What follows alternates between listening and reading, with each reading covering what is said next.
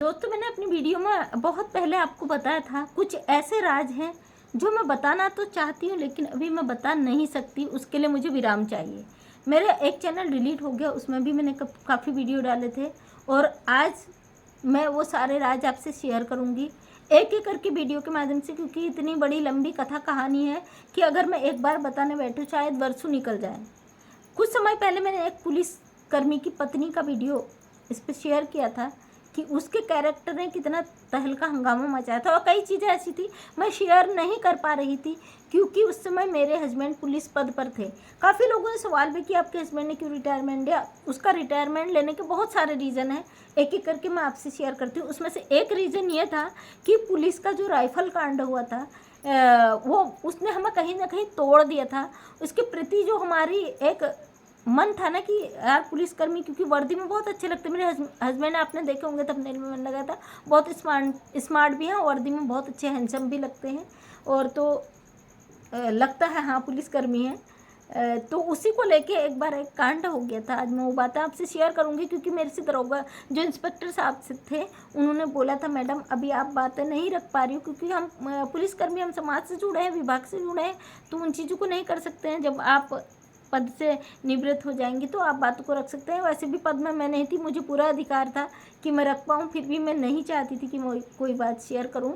आज मैं मेरे हस्बैंड रिटायरमेंट ले चुके हैं और सेवानिवृत्त हो चुके हैं, तो मुझे सारी बातें आज मैं अपने चैनल के माध्यम से आप लोगों से रख रही हूँ। एक राइफल कांड हुआ था। उस समय क्या हुआ था, कहीं मेरे हस्बैंड की इलेक्शन ड्यूटी लगी थी बाहर। वो बाजपुर थाने में पोस्टेड थे उस समय, लेकिन वो उनकी ड्यूटी काशीपुर किसी पोलिंग डिपार्टमेंट में लगी हुई थी। साथ में 7-8 सिपाही और साथ में गए हुए थे। रात में उन्होंने ड्यूटी करी, दिन में ड्यूटी करी सॉरी।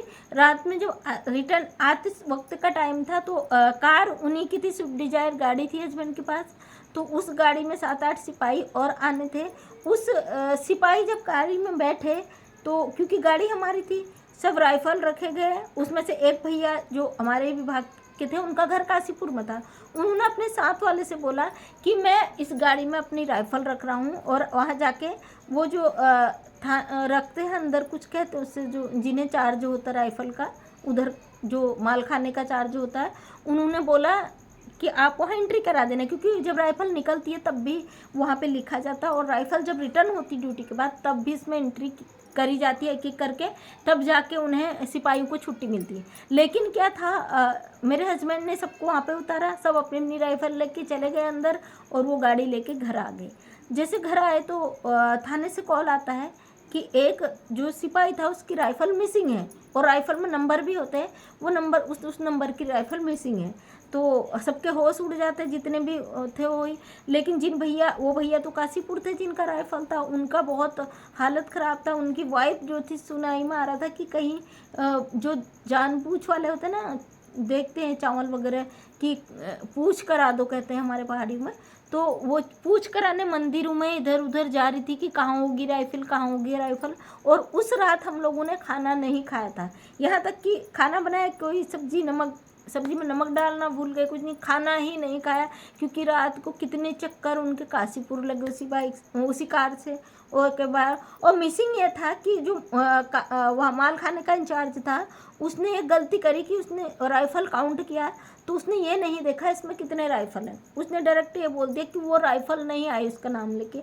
इसको लेकर बहुत ज़्यादा सवाल मेरे हस्बैंड पे उठ रहा था कि भाई इनकी गाड़ी में गया था और सारे अधिकारियों के फ़ोन आ रहे थे। और क्योंकि जब अगर ऐसी घटना होती है, ये सरकारी चीज़ें अगर मिसिंग होती हैं तो उसका तुरंत वहाँ पे सूचना देनी पड़ती है। तो मेरे जो वहाँ के कोतवाल सर थे उन्होंने सीधे वहाँ एसएसपी कार्यालय फ़ोन किया, जो पुलिस लाइन हमारा रुद्रपुर में पड़ता है, वहाँ पे फ़ोन किया कि ऐसा मैटर है और एक सरकारी शस्त्र गायब है, नहीं है।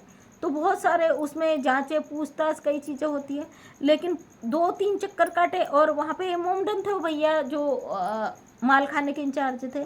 तो उनसे पूछा गया तो उन्होंने साफ कह दिया कि राइफल यहाँ पे है ही नहीं। लेकिन जब कितने चक्कर काशीपुर के लगे, कितने 4 चक्कर वापस आए और इतना ज़्यादा परेशान हो गए। सारे सिपाही रात भर बाद ग्राउंड में खड़े इधर उधर घूमते रहे, देखते रहे कहाँ मिलेगी कहाँ नहीं मिलेगी। जहाँ जहाँ उतरे आते समय होटल पे चाय पी, वहाँ पे मेरे हस्बैंड तो वैसे भी ड्रिंक नहीं करते और लोगों ने ड्रिंक भी किया था, वहाँ पे भी चेक करा तो राइफ़ल का कहीं पता नहीं था। सुबह जब लड़कियाँ ड्यूटी पे आती, सुबह लड़कियों का पहरा होता है, लड़कियाँ पहचान की थी कांस्टेबल, तो उनसे उन्होंने पूछा, फिर उन्होंने कोतवाल सर ने कहा नहीं, एक बार आप माल खाने को खोल के मुझे दोबारा से दिखवाओ।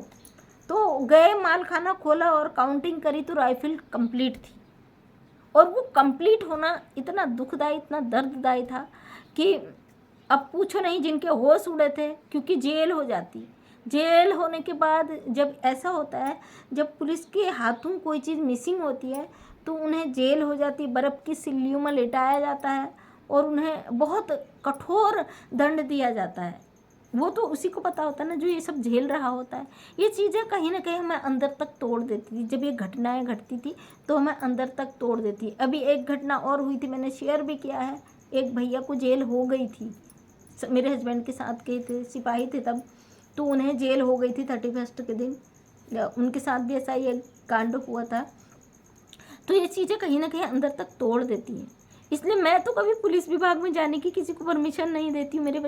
मेरा छोटा बेटा बोलता मैं पुलिस में जाऊँगा, मैं कहती बिल्कुल नहीं भैया, चाय की एक दुकान लगा लेना, इज्जत के साथ ज़िंदगी जीना। लेकिन नहीं, मैं नहीं चाहती, क्योंकि बहुत लोग जोश जोश में चले तो जाते, लेकिन उसको झेलना, उसे कवर करना, उससे रहना, उसे ठेलना ना, उसी को पता, उस परिवार को पता होता है। जब महीने महीने तो खाना नहीं खाया जाता। जब पुलिसकर्मी बाहर ड्यूटी जाता है, इनकाउंटर भी हो जाते हैं, और वहाँ पे जब वो दबिश में जाता है ना, जब कोई क्रिमिनल को ढूंढने जाता है और उसके घर में छापा मारी होती है, तो हमें पता होता है। कितने बार रात भर अपने हस्बैंड को कॉल करती थी, वो कॉल रिसीव नहीं करते थे, तो हमें बड़ी चिंता हो जाती थी कि फ़ोन नहीं उठा रहे थे, क्या कारण है, क्या कारण है। लेकिन वो कॉल नहीं उठा पाते थे क्योंकि दबिश में वो अपने फ़ोन को बंद रखते थे, स्विच बिल्कुल उसकी आवाज़, क्योंकि दबिश चोरी छुपे, रात अंधेरे में कहाँ छुपा है मुजरिम, वहाँ ढूंढना है। तो अगर हम कॉल कर रहे तो डिस्टर्ब होते थे, तो वो फ़ोन नहीं उठाते, तो हमें टेंशन हो जाती। कई बार ऐसा होता था, खाना बना होता था, वो खाना छोड़ के भाग जाते थे, फ़ोन आता था अभी यहाँ हो गया, क्योंकि 24 घंटे अलर्ट रहना। 24 घंटे में कब क्या हो जाए कुछ पता नहीं होता। कभी छुट्टी नहीं उनकी, तीज त्योहारों में डबल छुट्टी हो जाना, कहीं पे कोई लड़ाई झगड़े ना हो, कोई क्राइम ना हो, कोई कुछ ना हो, वो सब चीज़ हो जाना। मतलब हमने झेले हैं ये सब चीज़ें, इसलिए मेरे हस्बैंड ने, हमें बिल्कुल नहीं इस पे रहना था। हमने कहा नहीं, इस पे रहना ही नहीं है दोस्तों। इसलिए काफ़ी चीज़ें मैं शेयर नहीं कर रही थी, और मैंने बोला भी था मैं जनवरी के बाद शेयर करूंगी, मैंने बोला था। लेकिन जनवरी के बाद आज ये सितंबर दोबारा आ गया, सितंबर आ गया, क्योंकि हमारा जो है रिटायरमेंट मंजूर नहीं हो रहा था। और अब वही चीज़ें आपसे खुलकर शेयर कर सकती हूँ। अभी भी जुड़े हैं पुलिस विभाग से, अभी भी दिक्कत आती, लोग हेल्प करते हैं, लेकिन अपनी बातों को हम रख सकते हैं कि किस वजह से हमने छोड़ा। अगर ये चीज़ें विभाग में पता चल जाती कि इस वजह से हम छोड़े, तो रिटायरमेंट नहीं मिलता है। क्योंकि पुलिस में एक कसम खिलाई जाती है कि अगर हम जा रहे हैं तो हमें अपनी जिम्मेदारियों को निभाना है, और वो जिम्मेदारियां निभानी पड़ती। कई चीज़ें ऐसी होती दिल में लग जाती, सीधे साधे लोग, मासूम लोग नहीं कर पाते उन चीज़ों को, हमें नहीं मंजूर था। हम एक साधारण से समाज से समाज से जुड़े, जज्बातों से जुड़े हुए लोग हैं, तो हमारे लिए बहुत तकलीफदायक था। इसलिए हम दोनों ने डिसीजन लिया कि नहीं, अब जितना हो गया ईमानदारी से हो गया, इससे ज़्यादा इस पर झेलना नहीं है। तो थैंक यू सो मच दोस्तों। अगर वीडियो पसंद आया तो लाइक शेयर कमेंट कर दें। अभी भी आधे रिश्तेदार पुलिस विभाग में है, और हस्बैंड तो है ही, अभी भी रिटायर हो गए तो विभाग से पेंशनर तो है ही। पूरा दायित्व बनता है, अगर किसी की हेल्प करनी है तो भी बैठे बैठे कर देते हैं। एक भाई हमारे दुबई से कहीं से बोल रहे थे कि मैं उत्तराखंड से ही हूँ, कि अगर आऊँगा रास्ते में मुझे रोक दिया जाता है तो कॉल कर सकते हैं। अभी भी विभाग से इतना तो है कि आपका काम करा सके। कई भाइयों के हेलमेट नहीं लाए हो तो उनकी गाड़ी सीज हो जाती, चालान कट जाता है। तो डेली ये चीज़, वो छोटे मोटे तो हमें भी देखना ही पड़ता है। तो थैंक यू सो मच दोस्तों। कैसे हैं आप लोग, अपना ख्याल रखें और परेशानियों से बचे रहें। मैं मंजू विश्वकर्मा हल्द्वानी उत्तराखंड से एक सोशल वर्कर हूँ, समाज के हित के लिए कार्य करती हूँ। अपना प्यार बनाए रखें। अगर वीडियो पसंद आया तो वीडियो को लाइक शेयर कमेंट कर दें। डेली सुबह 8 बजे वीडियो आता है, उस पर अपना प्यार बनाएं। थैंक यू सो मच, तहे दिल से धन्यवाद।